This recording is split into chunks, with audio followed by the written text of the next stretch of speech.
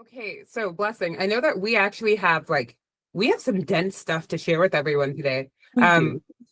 It's been a year, you guys. It's been a year. And I hope that some of you are not dialing in from the United States of America, because that would mean that your year has been better than ours. We are both But here. yeah, we are for now.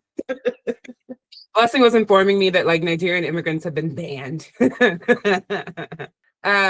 But we've been also working for our clients and in our own businesses, and we've got each of us 2 solutions that we're going to be showing you guys that we've worked on. And these are solutions in our own workspaces. We've prepped some demo spaces so that we can share, and we really want you guys to engage and ask questions.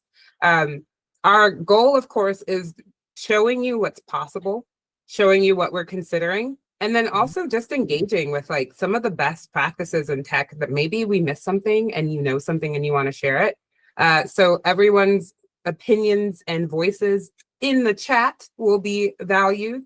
And we'd love to invite some of you to come off of mute to weigh in once we're done with those walkthroughs. Blessing, why don't you tell everybody the 2 things you're going to be demoing today? Yes, so I have 2 things. It was hard to choose. Ananoma was proud of me for choosing the 2 that I did, so I'm proud of me too. So my first one is the changes I've done in Asana. So because my team kind of fluctuates between 1.5 to 4 people, depending on the time of year, I realized I need to get out of task management. That's for one person. So Asana has been my pick. We are finally in Asana. Life is better there. But then I'm like, so do I want to pay for a separate CRM or not? Not. So I made some changes to how Asana works on my automations to create a sales pipeline that works with some AI in it. So we're going to talk about how I use Asana and design it, but then how AI is running in the background to help me do some sales stuff. So I have an AI sales agent in there. And the second thing I made is a custom GPT. It is a free GPT, but I want to talk less about the fact that it exists and more about how I was able to create it in a way that got ChatGPT to play nice with the fact that this is a whole activity it's working you through. And so it needs to know we're on step 1, step 2, step 7, right? And just what format I've been using to get GPTs to play really, really nice. So I want to share that. So I had a last minute pivot. I will actually be sharing about nonprofit reporting in Fibery today. That wasn't originally on the books, but some conversations I've had with past clients just reminded me about how frustrating of a use case event and program services can be. In particular, a lot of nonprofits have different departments who are responsible for doing activities where you either register people or check them in. And that could be a fundraiser or it could be volunteer training. And it almost always involves who they serve. Nonprofits, especially those who get their funding from external organizations, have to be able to account for what services do they provide, which types of people, and also how many of those people actually attended. So it's not as simple as saying we have 10,000 contacts inside of our CRM, although we may know some nonprofits where that's kind of all the data they have. So I've actually got a pretty plug and play solution ready for nonprofits that is the product of years of working in that space. I'm really excited to share with you. And then I'll also be sharing with you my solopreneur system inside of Notion. Another one that I've been refining over the past couple of years and working with different clients on. And that kind of personal knowledge management approach and how it can be really effective and different from project or systems management for an organization that doesn't revolve around a singular person. So, Blessing, which one of us is going first, or do we want to rock, paper, scissors for that?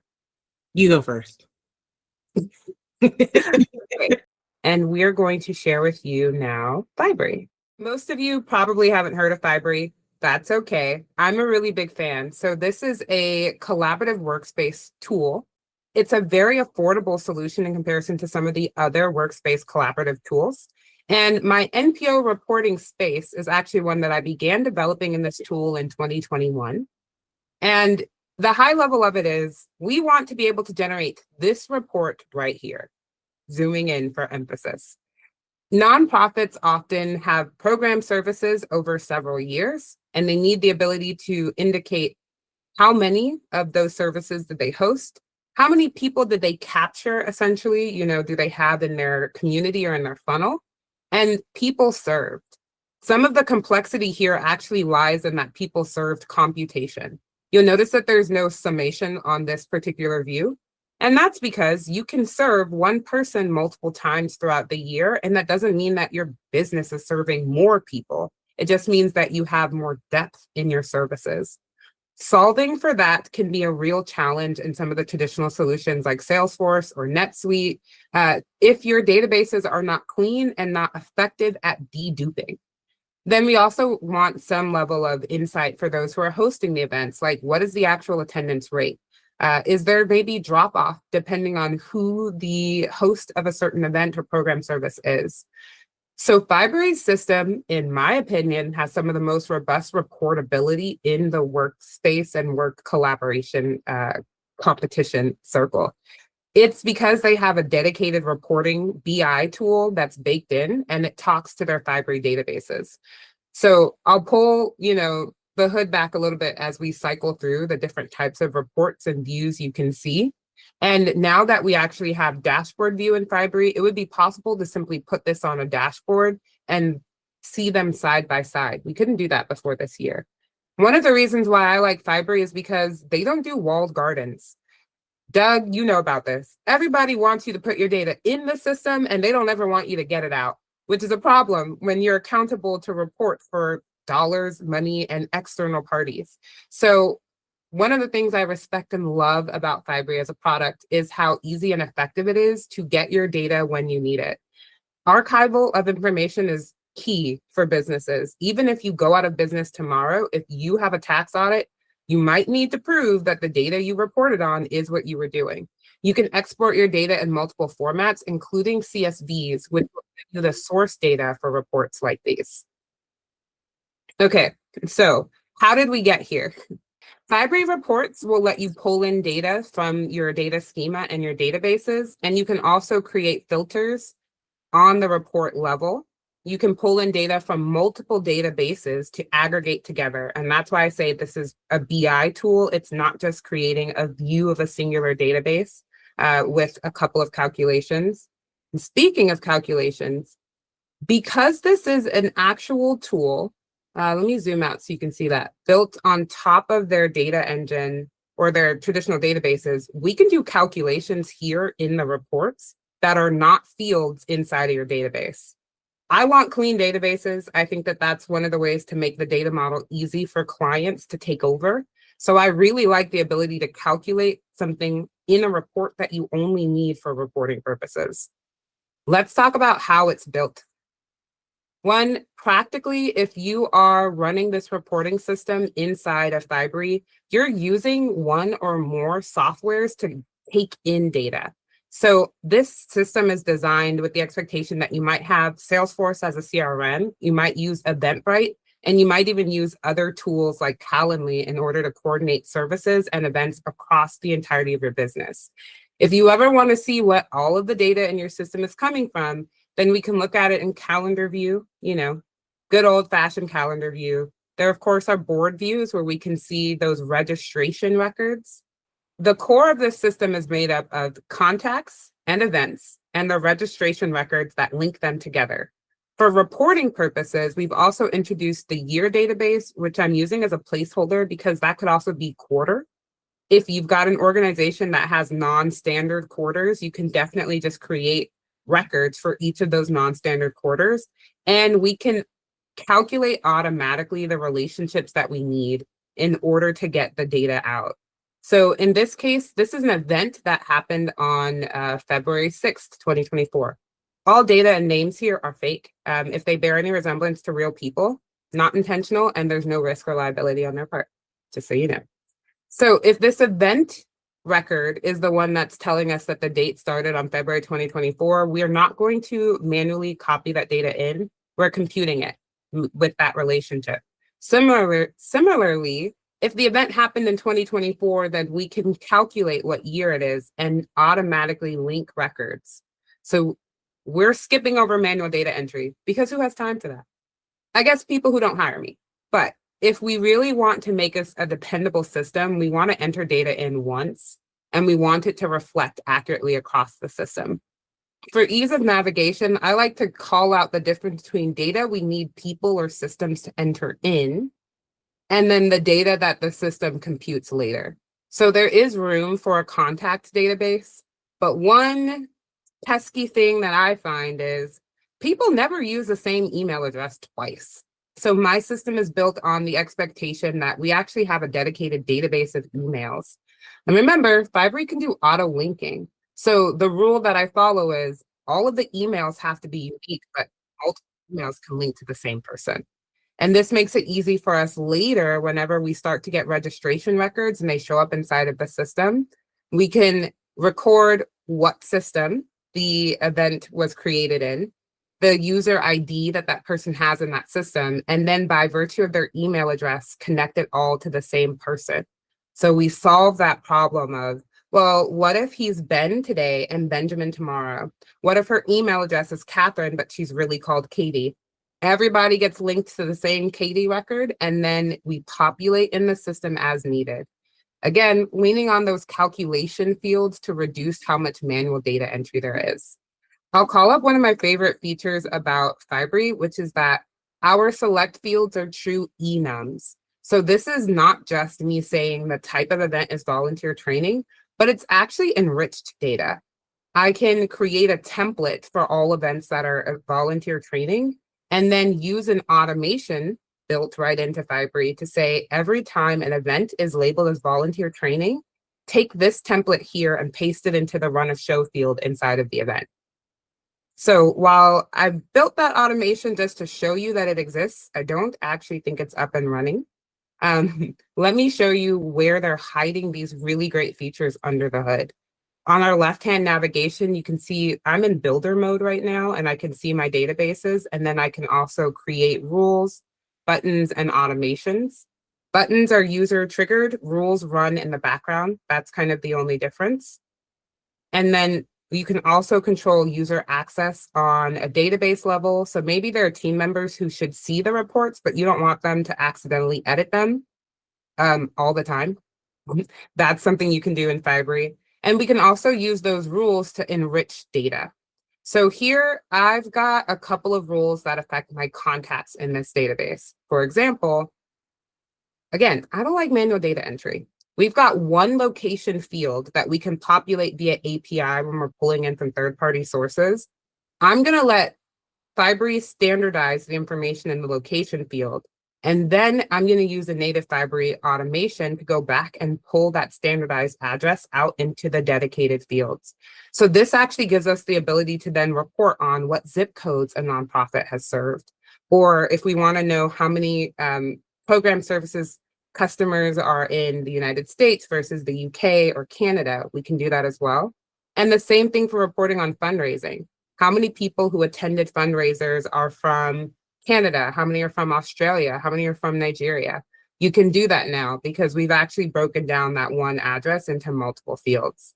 And there are other kinds of fields you can populate as well. We can always use formulas, but we can also use Markdown. So in this case, I hate deduping people by hand. It's awful. Who would like that? And that's one of my frustrations with Notion, that if you have two records in the same database and you need to make them one, you have to do it by hand. Not so in Fibery. This is an example of a script that will run that allows me to compare, does the existing person, the first person, already have a value? If they do, keep it. If not, copy over from the duplicate. And I'm able to then fill in a note section with all of the information that either belongs to the note section or to multi-select fields, which cannot be merged using a formula, but they can be merged using scripts, which this current plan of Fibery doesn't allow for. But if you do pay for their pro plan, you can run JavaScript directly in Fibery, whether to talk to Fibery or to work with other tools. Okay, so that's enough for the overview. Back to why we're really here. The output is that we can take smart folders and create a general report for the year in one place. I've added some calculations to the year records here so you can see the total number of program events, the number of development events, and you can how many people actually attended and how many people were actually served during each of those events, and then also roll those up on aggregate. So those are the key metrics that probably are at the center of most nonprofits, but we can continue to customize that information, depending on what the services are. And then just showing that this system can support sessions as well as events. So it's not just for your one-off fundraiser, but if you have a multi-day event or a multi-session event, we can also do accurate calculations of attendance, both for attendance per session and individual people who show up over multiple sessions. Really trying to cover the bases here. All of that core data lives in Fibery, and they have a pretty flexible API that lets us pull it in batch. I love a good batch API. And once it's inside of the system, of course, we can jump into the reporting views and begin to customize which databases, which fields within those databases we're including inside of our report. And we can do calculations and even filtering our count. I can't remember if any of these are using the count if. Here we go. In order to determine how many people were served, I'm actually counting distinct people, so distinct contact IDs or records. This way, we don't accidentally count the same person more than once because they attended multiple events. It's all baked right in. So that's it for the official overview of what's happening in Fibery and what I've built. I'd love to take a look and see if there are any questions or if anybody wants to jump in and weigh in on this, if you've solved a similar problem in the past. This is really a really nice finish on this system. When we worked together for a client for me, when we worked on this, they were using Fibery, correct? 2021, 22, right? Yes. Yes, they were using Fibery. Yeah, so you mentioned that you've made a lot of iterations, and I don't use Fibery on a regular basis. And so just seeing the platform evolve and change over time, as well as how well you've matured a lot of the things we had to figure out is fantastic. Because I had to figure it out on the fly. And it was one of the bigger pain points was people were signing up through all these different event platforms, right? And some people we had events in person for that particular client. And so then people are doing handwriting to system stuff, and having all the stuff in the back end to make sure the data could get into Fibery was one problem. And then making sure everything kind of linked up the right way in Fibery was another. And so it's really cool to see how you have come up with a kind of best practice and standards for all those things that we hit. And it's great that it's in a template now, because if we were starting here, that would have saved us unforeseen weeks of just dealing with so many systems. And so this is really, really cool, Anoma. Thank you. I think in truth that a lot of companies and teams don't even think about how complex their needs really are, because in their mind, they're just following the simple logic. We host events, people show up, and we track that they show up. But when you have hybrid events, that was the use case we needed to solve for. We needed to be able to have enriched data per registration. Did somebody actually show up? Did they show up virtually? Did they show up in person? Do we have an abundance of people showing up virtually in a particular zip code, which might indicate that we should launch in-person services in that area? We talk a lot about data, we talk a lot about systems, but reporting is one of my favorite use cases to build, because that's where we take data and make it actionable. We're giving people the insights that they need to feed back into the decision making. And so what I also really loved is the schema that we came up with for how we name these unique records. That was something, Blessing, you ended up working with me on, because they just kept adding sources of data, new sources of data, new sources of people records. And it was getting out of hand, people. It's the digital version of Are We There Yet? And it's oh, you have 50 more miles.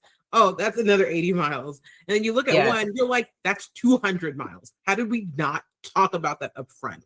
We have to re-up on supplies. It was 3 sources of data, and then they said, oh, well, we needed to be able to do this, so we launched Kajabi. Oh, and we're also doing this, and it was, well, 2 things. One, Fibery does allow for us to create custom integrations, but it's nothing like the Coda Path universe. So it wasn't overnight we were just going to throw together a decent data ingestion cycle. The data ingestion in and of itself, we were dealing with tens of thousands of records that needed to be filtered, sorted, and cleaned. And then I turned into Gandalf and I was like, you shall not pass.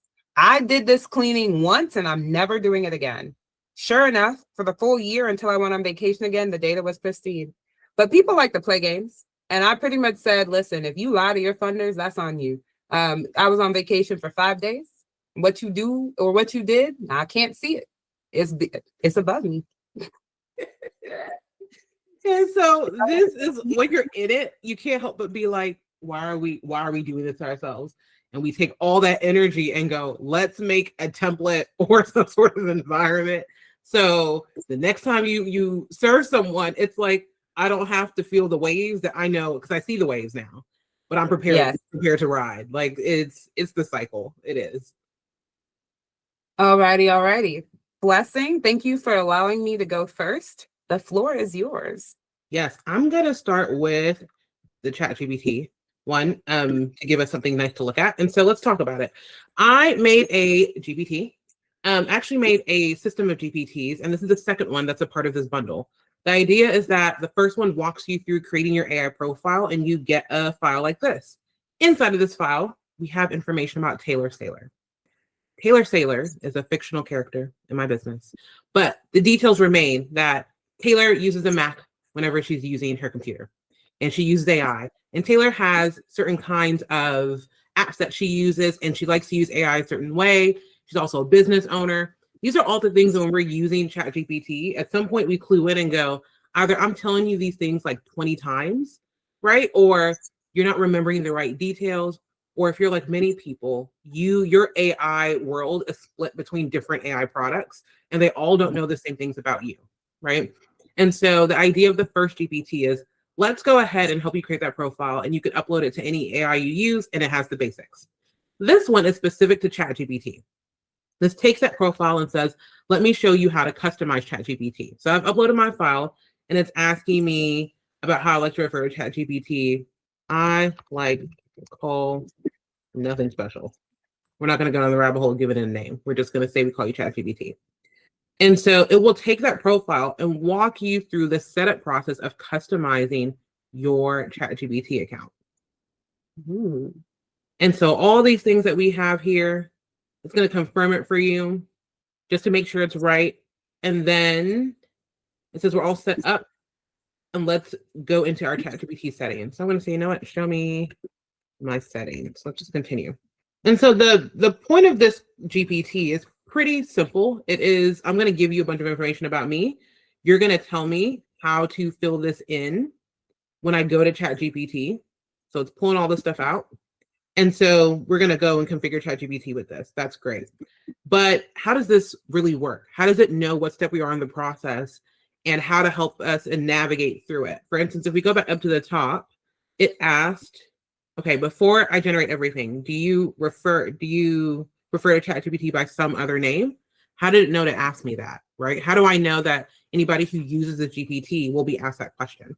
So these are things I'm working through, and I'm like, having a OneNote GPT is nice when it does something really, really simple, but what happens when it has multiple things that it's responsible for? How do we stop it from getting confused and following the right path? So I'm going to show you now some of the things I've put in place when I write GPTs that have made them behave more consistently. So when I make a GPT, simple things like we need a logo because who likes an ugly little avatar? So this one's pretty, just aesthetics. We like a little avatar, okay? But when we write the main instructions for our GPT, I've come into a syntax that's very similar to what we call YAML and Markdown, but for the non-technical, it's just a way of structuring words in a normal file. So this is a file you can upload and open in any computer on any system. It's not like a Microsoft Word document where you need Microsoft Word to open it up. And so here, there's some things I like to tell it. I like to give it a description. I like to tell it, hey, these are the ways that somebody might ask to work with you. So be prepared for that. And then I have sometimes I put a security protocol inside of my GPTs. And so I like to load that in there. But for the most part, it's really good for this instructions to be clear about your process and what's going to happen in the GPT, especially for this type of GPT. It's a very specific one. It goes through a process every time you use it. And I need it to not be confused about what the process is. Okay. And so here I tell it to always start with an initial greeting. And it's little things like every section happens to be uppercase. Those type of consistencies, it might not seem obvious at first, but the more consistent we are in creating our instructions and whatever pattern you come up with, if you are consistent, the AI has does a lot better in understanding your instructions. And so I said, for this one, I want all of my sections or phases of this to be in upper caps. And so here I've given it a general instruction. And so it's going to remix it because it's AI, but it will still have some context. And so if you notice in the other one, it didn't ask me to upload my file because I already did. So there's a little bit of instructions in there. And so had I not uploaded my file, it would have told me, hey, go use this other GPT to go create that profile, right? So these are all things that are baked in. The idea of activities is something that came to mind, where when we talk about processes, we have steps, right? But a bunch of steps is kind of like a task. But I like to word them as activities for ChatGPT or any AI to help it understand that its role is to walk a user through an activity. So this activity has multiple phases. It has a name. It has a description. There's a reason why this person is doing it. And so for the main GPT, I'm telling it, you know what? If somebody comes in here, you're going to generally move them to this customized activity, which helps them customize ChatGPT for their benefit. And if they don't have a profile, we're going to route them to create one by sending them to this link to use the other GPT. So really just kind of organize and say, okay, we start here. This is where we might, go left or go right, and building this context, but just having a pattern of how I describe things has made the GPTs far more predictable.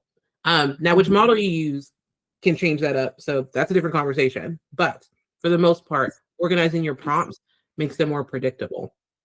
So this comes into now the customized activity. We're going to jump here because this, I think, is a really good example in a world where I'm ultimately with clients building GPTs that tend to do more than one thing. And the reason why it might seem like, well, just make separate GPTs, that works a lot, especially when the one GPT is doing a lot. But on the user side, it's really nice to just have one place to go. I don't have to think about, am I talking to the right GPT? Am I talking to the right AI? I can just use one. And so we try our best to structure the activities in ways that the AI can keep up with what we're doing and not lose track. Because to you and me, all this information is in separate files. When it gets uploaded to GPT, it kind of gets smushed. It's very interesting how AI interprets data. And so by naming things consistently and organizing them, it just helps it track. So for the customized activity, we have a name, we have a description. I'm telling it its goals and its description. I'm telling it, hey, before you get started, you need to talk to the user. Again, remind them to upload that profile if they have one, if they don't. I'm letting it know the point of this is that you're going to recommend some ChatGPT personalities. So based off of what they give you, you're going to recommend that they should use ChatGPT in one of the predefined personalities: default mode, professional mode, candid mode, nerdy mode, but all based off of the profile that they receive.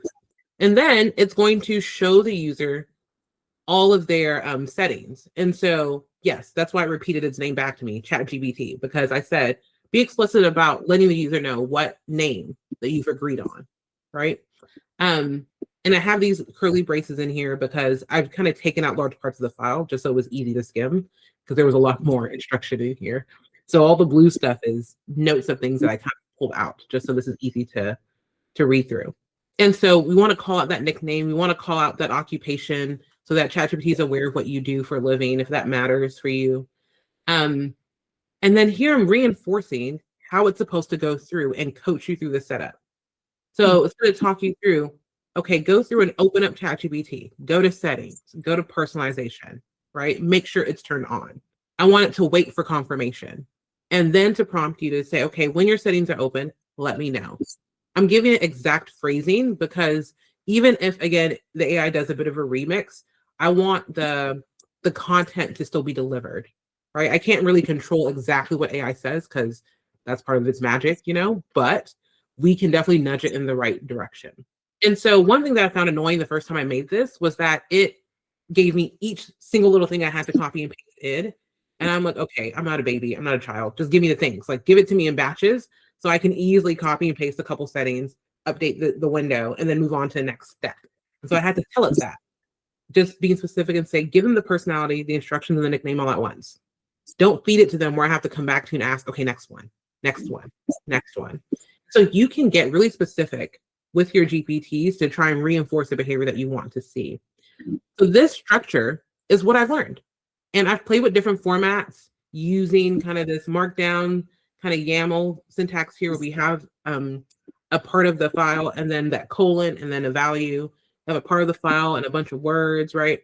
But ultimately, just being consistent about how we format each activity makes the AI a lot smarter about keeping track of where we are. So this is what I've learned. Do we have any questions? Go ahead. Oh, I didn't realize I wasn't already muted. Okay, so Blessing, I'm looking at the files that you're using to customize your GPT, and they are very readable, very human, natural language readable. That's a little bit surprising, right? Because whenever I go into ChatGPT and I want to start customizing like a GPT or an agent, it like presents to me stuff that's pseudocode-ish. You're using Markdown files. Why is it that you can simply use YAML or Markdown and upload it to a GPT and have it read it and like actually react to you versus using that little box where they want you to pretty much like code action steps? Ooh, that's loaded. Hold on. I need to understand what you're talking about because that was a loaded question. So I'm going to share screen again. I'm anticipating that there are going to be customers of ChatGPT watching this who are less technical than me, less technical than you, and they feel overwhelmed by, over here, the knowledge. I'm assuming you're uploading these files to Knowledge, right? Yes, I am. So that main file where I kind of introduce the GPT in the general flow, I copy and paste that into the instructions directly. And that's important because the instructions are loaded every time you talk to the GPT. So every time you send a message, it absolutely reads the full instruction set. Important. When you have files, the GPT or the AI has to like figure out on its own whether or not it needs to read the files. So that's where things get kind of patchy, where it's like, hey, you have this knowledge, but like, did you really read it though? And so this is where I will reinforce things in the instructions to say you have to read this file, right? You have to go and do these things. But GPT plays nice with that file formatting because AIs are made by coders. And I mean, it's code, right? And so it has a natural understanding of code. But what I try to do now is instruct my AIs when I'm making simple solutions to stay away from the heavy tech presentation, because I find that depending on the model you're using, if you essentially present like an engineer and you do it enough, the model stops thinking and taking ownership. It's this weird thing where now it wants you to be overly explicit sometimes, or you don't know where it's going to make more decisions than you wanted it to. And so when I'm trying not to essentially overarch and over-engineer, I try to lean back actually and see what the model does. Over time, if I see that the behavior is changing, because all the model companies make updates behind the scenes to these models, even before they make a big version change, right? And so because of that, if I notice things are degrading or things are not consistent when I test, then I'll try and be more heavy-handed. I used to start very heavy-handed and it looked like a coder made it. And I was like, oh, this is great. But then those models changed and my world fell flat. I was like, I spent all this time. And why are you dumb? And essentially it was like, I'm dumb because you were doing too much thinking for me. And so it just depends on the use case, but starting with a light hand and just being more structured in how we package information tends to solve a lot of the simple uses up front. It just makes it easy. Ooh, I love that. Can you keep scrolling on the left side right there though? I want to make sure. There we go. So what I was saying earlier was like, the actions ask you for code pretty much. What you did was that you gave your GPT instructions and you gave it knowledge files instead of actually writing out coded actions. And for the average business owner, for the average person, even if you're a student, right, actions can be really intimidating. But I think that what you've built with this GPT is a great example of just how far you can get without even touching that area. Yes, it is it's not an area that's often explored for most people, but I definitely have clients where we build out actions. And it's because consider an action like a way to have a GPT run an automation in the background. It lets you bring in other systems. And so I did a demo, it's on YouTube actually, where I showed how I made a GPT that will take your meeting notes for you. It will run like it will take your transcript and create meeting notes for you, and then help you draft your emails and then save it in your CRM. And so for that, we needed an action, because how does ChatGPT talk to your CRM? Even now that we have apps in ChatGPT and you can hook it up to HubSpot and do different things with it, in reality, having ChatGPT figure out the right way to put data in a system is high risk versus I send it to a workflow where I control how the data gets into my system, right? All you have to do is send me the right information. It's a normal workflow on the other side, the workflows that we're all used to building, but I have more control. And so this is where we actually, you can go in here and say, and it is very nerdy, but you load this up, and then at the bottom it will say, I have all these abilities now. It's like superpowers. I can talk to this system, I can do this, I can do that. For another client, I have it to where it will run research projects for her. And so she'll prep a spreadsheet, tell the AI I'm ready to run it, and it will go run that spreadsheet. And an AI on the other side will go through and batch, it will process thousands of bits of information over hours, but she initializes the project or starts it from ChatGPT. Nice. And so it just depends on your workflow. But yeah, the chat customizer is really simple, but I definitely do build actions where needed for people. That was so helpful because I'm sorry. My name is Linda. I haven't been on here for a while, but it's nice to see everybody. A little under the weather, so no camera. I'm playing around with like getting more efficient with my custom GPTs and wanting to integrate it with using ClickUp. Being able to, okay, I created a project plan. Now I'm going to only talk with you, but I want to be able to see the view of the project plan in ClickUp, but I want you to be able to make updates based on transcripts. So if I upload the transcript, okay, I've got it to, you know, do a email that has the risk and decisions and everything, but I want you to identify what tasks needs to be updated based on ClickUp, what's already in ClickUp. So I don't have to manually do that because that's the process I never do.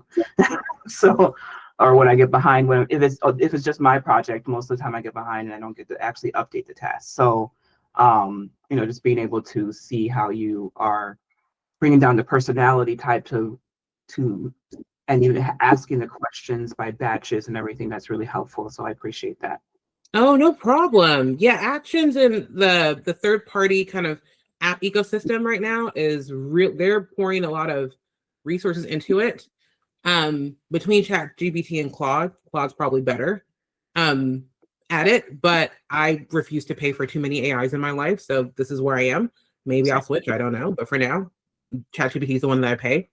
And it's with what you're building, you're going to see an upside when you hook up the ClickUp integration, because it just needs a couple things. Like it needs the ID of the task, right? Which task am I talking about? But having your custom GPT come in and do some massaging and helping you transform those notes and using the ClickUp app together, that's probably going to be like the easiest workflow before you build out the action. But again, building that action, it's a little bit more complex. But they give you a GPT that will write that for you.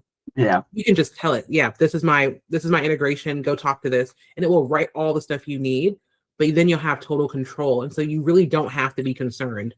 And I really wish ChatGPT would do more to help you connect your custom GPTs to your tools the right way. Because that's where I feel like the whole automation game will change for a lot of us. But I'll be really curious to see what you end up doing with that. Yeah, I'll keep you updated. Hopefully I still have some hair in my head. It's true. It can feel that way. I do agree. Even with all of the automation and all of the help. I was on a call with a fellow business owner in New York, and we're just talking about how 15 years ago, it wouldn't have been possible for us to run the businesses we have right now as like solopreneurs. You know, I'm principal at StackRate. Every StackRate project, I'm the face of. And there probably would have been a time where I could do that for maybe one client, two clients at best. But the level of system that it takes to really run like an agency and multiple client relationships and sales and all of these other things. Yeah, we're really living in a sweet spot. Or I would say, actually, we hit the sweet spot maybe a year or two ago. We're just kind of sliding. But we've gotten somewhere with tech that we couldn't have been 15 years ago. Yeah. For sure. We have a couple minutes left, Anoma. Ooh. Oh, yeah. Actually, that makes sense. I think that I can speed run my Notion solution. It doesn't really take as much depth as Fibery. So the high level notes of this are the fact that when you are a solopreneur or when you have a business that is centered around you doing the solo delivery, the actual execution of your workspace doesn't have to reflect project management systems.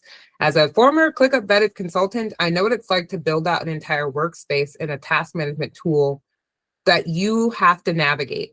that's not always an effective way to run a business. So my solopreneur or entrepreneur journal is one that I've deployed with CEOs of multiple companies, also with consultants who work for multiple companies as full-time jobs and then run their own agencies. And the idea is that you have one truly polymorphic database at its core. And that is what you, as the business owner, contribute all of your information to. There is no separation between work and personal. Your journal is where all data across all areas of your life come in, and it gives you the ability to do effectively what a bullet journal does.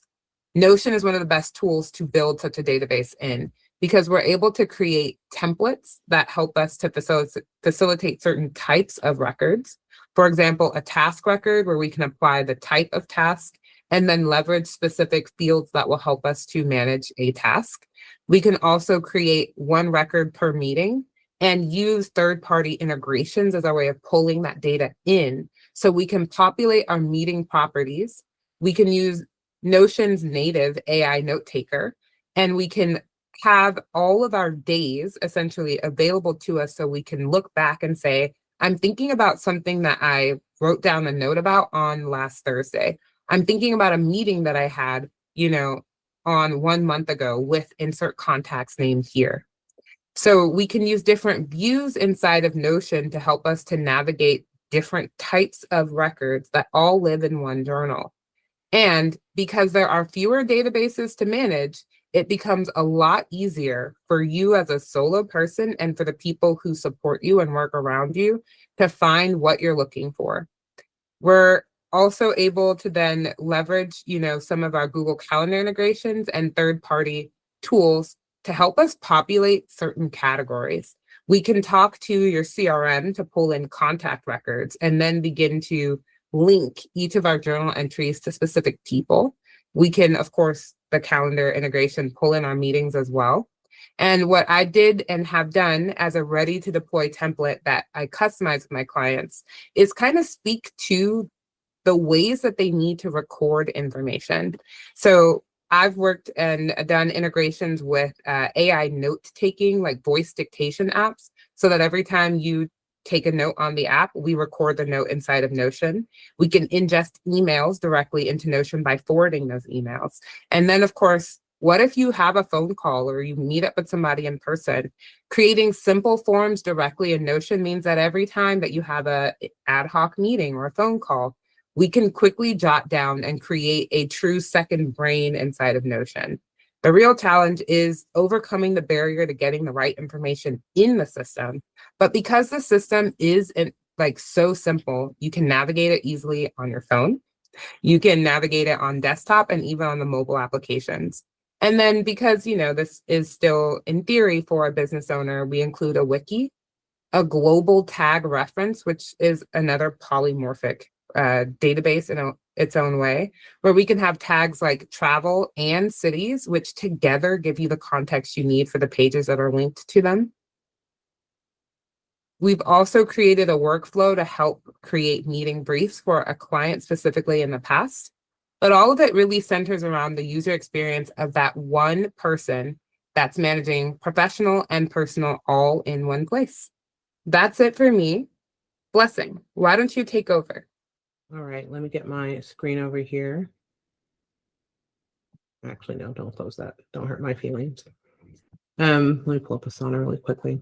So I'm gonna demo, we're gonna keep it really light. The Asana walkthrough, well, please work. Yeah, things go live. We want a live automation to work, so hopefully it all works out. But the idea here is that this is it's a project I have in Asana. And this is my sales pipeline for a specific service. So this is my dev day leads. And what happens is when I work with clients and we do some of these implementation projects, we do 1 day of development where I come in and I do some rehab work, updates, features. And so because of that, that is an open lead as we're talking and negotiating. And really those negotiations happen in the form of a meeting for me. So we're already on a call, whether it is a part of, let me see. Oh, y'all can see this. I can't see this. Let me see if I can fix this. There we go. The world's a better place. So I'll be on a meeting and let's say we're talking this through, but there's this meeting note.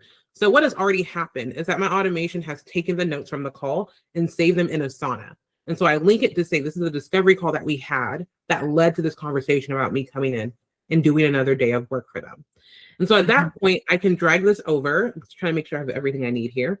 That looks great. And I can move this over to this stage where it starts running my sales agent. So behind the scenes, the sales agent picks this up, which that's running in a software called N8N, and it will download that discovery, my discovery call. It will go ahead and actually help me fill in the scope as well. And so it went here and said, okay, let me read that meeting. This looks like the scope that was discussed for you, as well as prepping my invoice in Xero. So I use Xero for my accounting and bookkeeping. And so for this, I'm just going to send them an invoice in Xero. And so behind the scenes, what happens is I get this link, and if you'll notice, it did not, well, you might not, it might not be easy to tell, but it did not go through and send the invoice, because I like to see these invoices. Because it's like addendum work, I'm not sending a full contract. It's more work on an existing one. So the invoice does two things. It has a description of that scope embedded in it, as well as have some quick terms that they agree to. So I like to make sure everything is right and tight before I do that. So what you don't see right now is that I'm in Xero and I'm sending this email to this test account. And so we're going to generate and send it. But then also, because I set the price to 0, we should see that the invoice is marked as paid, and then it automatically got moved to the closed status for me. And so I've actually connected, my agent is aware that the invoice got paid in Xero, and now Blessing needs to close out this lead and move it to start project. Now, because I'm not a perfect human being, there's some other things I need to do. I need to make sure that I actually set the service date on this. So you can see this is left over from before, but it's my job to set the service date to make sure that all my systems know when I'm going to be working with this client. The other thing is, the moment I do that in Asana, it will tell my assistant, my EA, to go ahead and help me turn this into a separate project. So we're going to close it out in my sales pipeline, and then let's spin up its own project for me to track all of the work I do for my client. And so whenever that happens, I will check all those things and I'll say, hey, this is closed. I won this deal. They paid. I confirmed and I've set it up. And then my EA will be notified. And so all of that runs through Asana. But again, behind the scenes, I have what I'm calling my sales agent. That's what's making this work. And so let me see where we are on time. We have a couple minutes. I will give you just like the 1 minute cursor, like glance at what's happening, because I think the powerful part here is talking through how do we actually get those meeting notes to write that scope. Because that is the thing that I feel like I spend a lot of time on without realizing it sometimes, is that, oh, there's all this stuff that needs to be done. And then the moment I have to step in to do something manual, I will lose my own momentum. I will lose it. And so let's go ahead. These automations just ran, so I need to find the right one for y'all. Let's zoom in. So this is a platform called N8N, and it is running all these lovely automations. Let's see. I might just have to talk through the visuals if I can't find the right one. It's okay. So Asana is very noisy. Every little change that happens in Asana, my automation picks up. So I want to try and give it one more go. I think you can walk it through with us. We'll just imagine. Yeah, it would have been helpful to have the little green indicators, but you know, sometimes you don't get what you want. So, okay, we're going to zoom out and talk this through from a high level. So over here, what happens is every little change I make to a sales or a lead inside of Asana, it comes in. And so the first thing I want to do, and we're going to skim through this, is get all the way over here to where I check to see, does this lead have a discovery call on it? Because if it does have a discovery call and I haven't already written the scope, I need to write it. And so we're literally going to download that discovery call that's already in Asana. And my agent will take those notes that it got from Asana, and it runs a pretty simple prompt. This one is not like crazy. All I'm saying is, from this meeting, I mentioned to the client that we would have a dev day. I need a short 2 to 3 sentence description outlining the scope of what we plan for the dev day. This is not a legal statement, just a customer-friendly, high-level overview of what we will do during the dev day. No, I don't need any extra, like, because sometimes AI likes to give you its opinion. I don't want its opinion. I just need need the scope. Don't need to know what it thinks. And so that is all this does. This is not crazy. It is human written. There's no code in it, like none. And literally it is reading the notes from Asana, from those call notes to generate what we saw as the scope. And then I upload this back in Asana. So as simple as this is, and this is doing all these other things, by the way, it's checking to see, does the contact exist in Xero? If not, can we create the contact? So helping me take their email address from that meeting and everything else and put it into Xero, so that way their records all line up and their billing is all put together really nice. There are all these little things that are going on that I used to do manually. And of course, the moment you get interrupted in the middle of something, you sending that response to that client goes from, it's going to take me 20, 30 minutes at most to it's 2 hours later because I've been interrupted.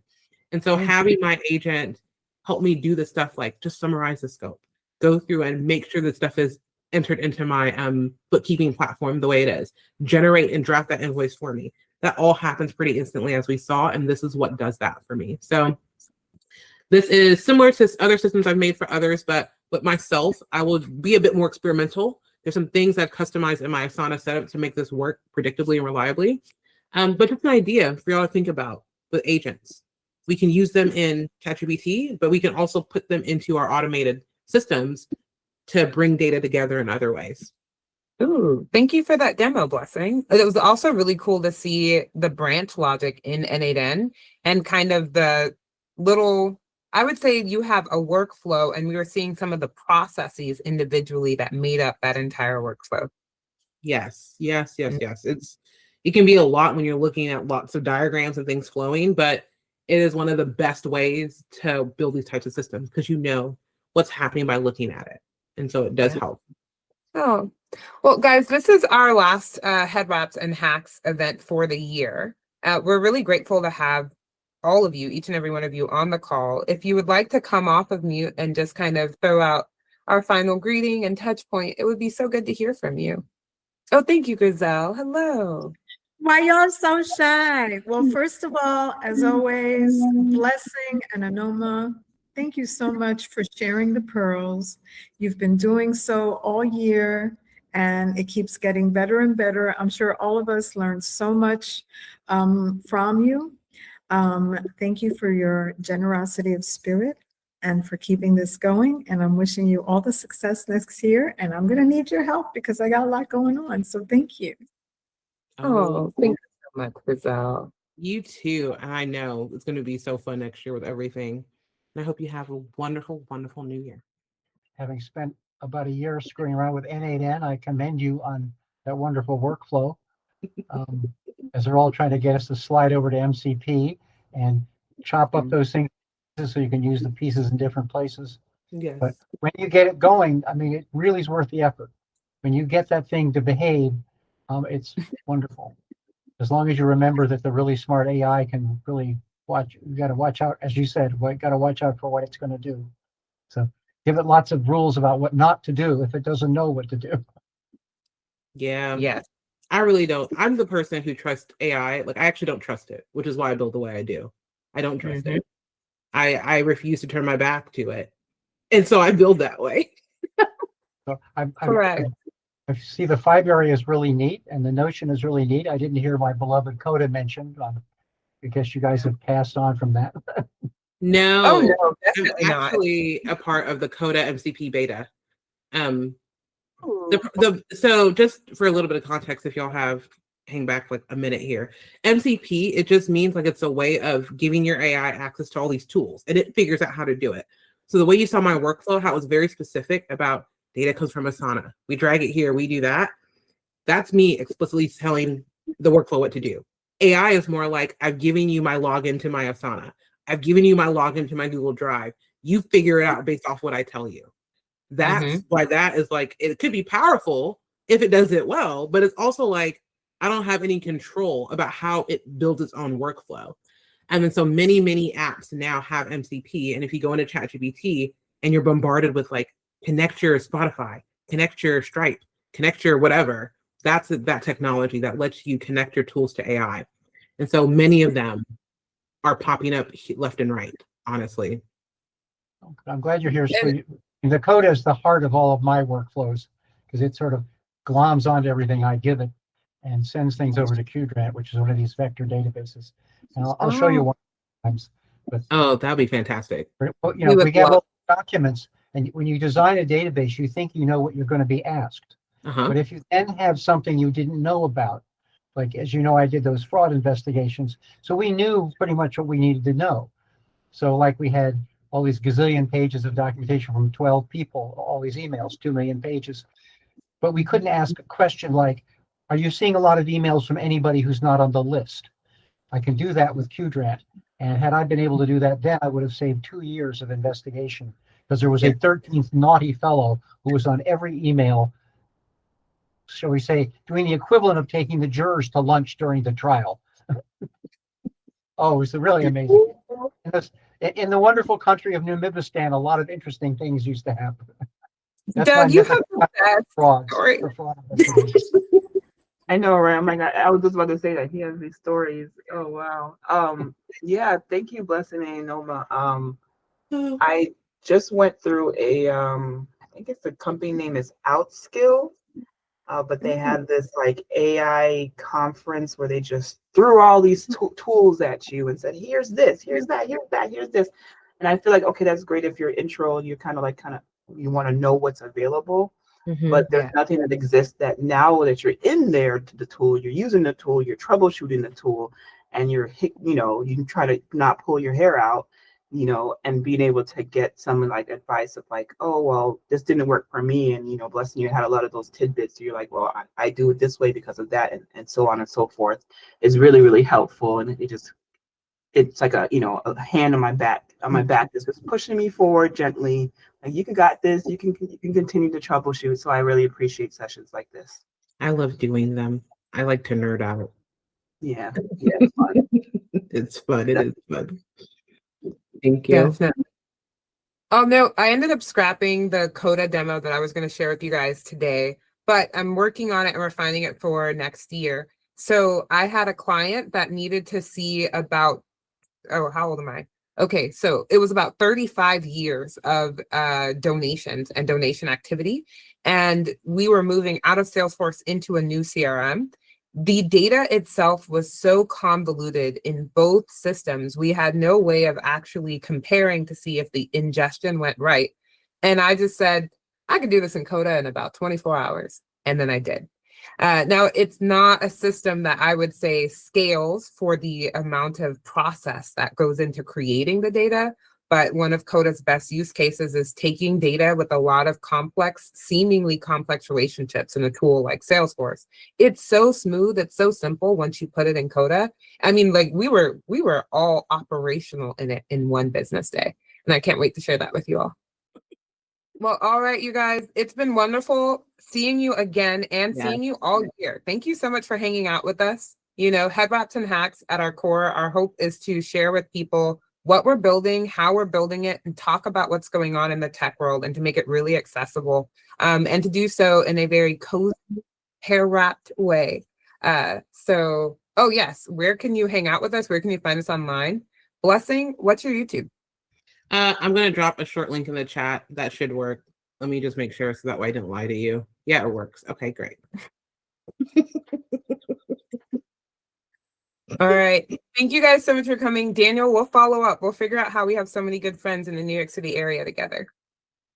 Thank you so much. All right. Bye. Bye-bye. Hey, y'all. Happy New Year.